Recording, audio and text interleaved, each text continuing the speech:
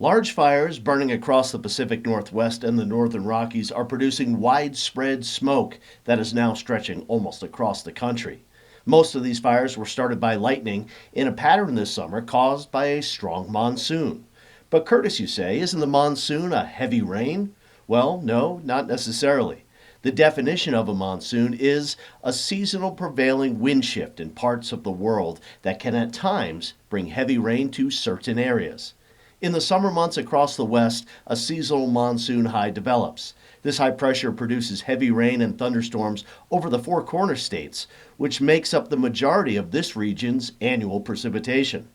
At times, this moisture can reach Montana and the Pacific Northwest, but more frequently these storms dry out and have less moisture to work with by the time they reach this far north.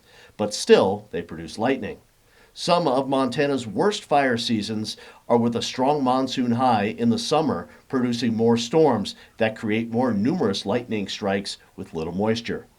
The strong monsoon high this year has also left central plain states like Nebraska and Kansas with drought, steering moisture away from this region into New Mexico and Arizona.